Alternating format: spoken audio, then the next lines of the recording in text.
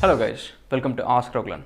Today we're going to see how to migrate to Australia and at the time when you're actually doing your masters. So that means if you want to do a masters, you can go to Australia, you can do the masters, and there is also option for migration. And remember, what I'm giving you is just an informative and suggestions, and please do your due diligence and then take advice from proper consultant, migration consultants, and check if you're eligible for that. All right, so now let's go into the next item, which is your budgeting, your insurance, and your travel plans. So now your budget is like you have to budget it for two main things, which is your first is your tuition fees. Your tuition fees for typical masters of engineering generally ranges around around $50,000 to around $70,000 to $80,000. So that is the sort of money you're going to invest into masters. But again, to make sure that the investment works, so we will go into detail about the Uni Life, where I tell you like list of things that you could actually go wrong and you spend more money.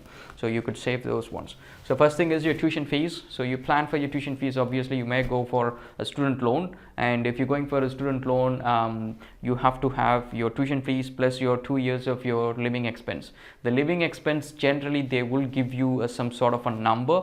So that number you need to work it out, and then you need to apply it. So some of the funds you will sponsor it, and some of the funds generally the banks will actually give you sort of like a study loan. But remember, it's still a loan. So end of the day, you are the one who's going to pay the loan. So make sure that when you get it, you always have a backup plan just in case.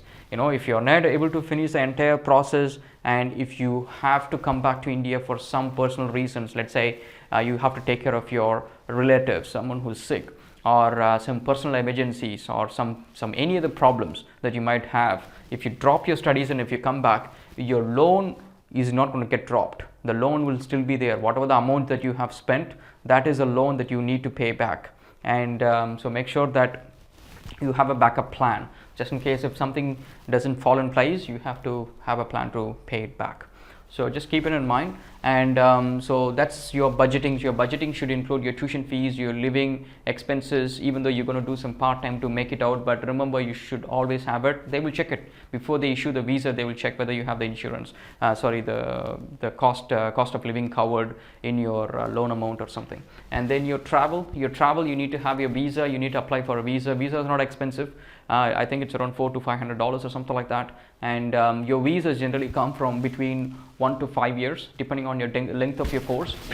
And that comes again to your type of course as well. So if your course is, let's say, 1 year, 1.5 years, and 2 years or over, and based on the length of the course, your terms and conditions for the migrations will vary. So if the course duration is too short, then you will not be eligible for applying for a TR or PR. So that means you finish your study, you may apply for a TR to stay there, and then after that you may not even be able to apply for a PR. You may have to go back because of the eligibility conditions, because for each and everything that you do, there is a points that goes in there, right from your IELTS exam and the type of course that you choose, and the duration of the study, and the type of uni, and everything. So everything has got a points, and so make sure that you choose those ones wisely.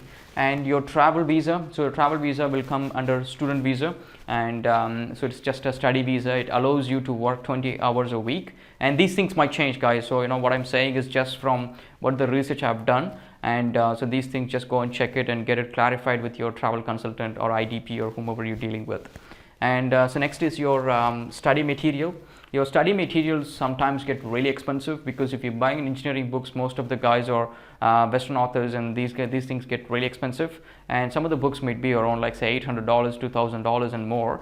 And so the best is just find a source of books. So if you already have some contacts with the local current students, you can buy it from them the previous year, so it's always cheaper. So buying a used book is always cheaper.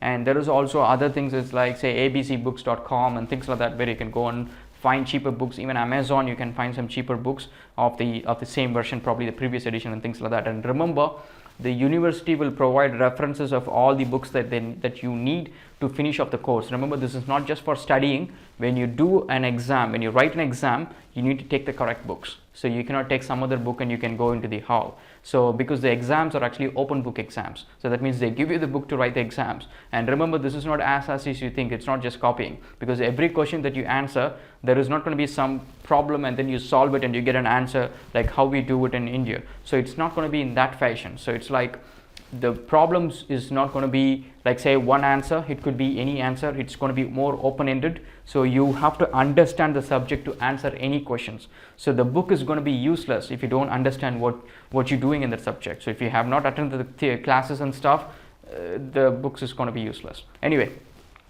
so books, one of the expensive part, make sure that you plan something for it and then you get the books and get it sorted away, because without the books you will not even able to do the exam. So that's very important. And then again, when you buy the books, make sure the book is not scribbled and things like that, because when you take it for an exam and people will see. So if the book has got a lot of scribbles and notes and things like that, it will not be allowed inside the exam hall. So just remember that, guys. And so next thing is your travel. So you're gonna book a ticket, of course, and then it could be any cheaper, any airlines. It's up to your choice. And then once you get in here, the university generally provides you the first ride to your accommodation. Wherever you're going to stay, they give you a free ride from the airport to the location. Generally, university does that. Check with them. And then once you land here, the university might provide you a temporary accommodation if you have not got an accommodation. But make sure that you find something as soon as that expires. But check with them before you get your admission and things like that. So next thing is your university. As soon as you come here, I think that will be the really best part of your life. You're going to get into the uni and check everything, and it's going to look very nice and all that sort of stuff. And before you even travel, the most important thing is your insurance. You have to get a travel insurance. The travel insurance cost might vary depend on the insurer and the type of cover you get. So go for the best cover, because as a part-time you will be working in petrol stations, in restaurants, and a lot of different places, and a lot of these are odd jobs, and so it's going to be having some physical labor that you have to do. And sometimes if you met with an accident, your insurance should cover it. So make sure that your insurance covers for fire and any of these things, so it just helps you. So that's important. So just make sure that you get the best cover for insurance. Don't try to save cost here, and make sure that you spend decent amount of money on this one, because trust me, if you're going to stay in hospital and if it's not covered in insurance, it's going to be expensive. It's going to be lakhs. I would say it's going to be at least $2,000 to $3,000 a day. So depends on the hospital you're going to stay. So it's going to be expensive. So make sure you get a really good insurance and make sure it covers as much as it can, and check with the students as well and get the best one.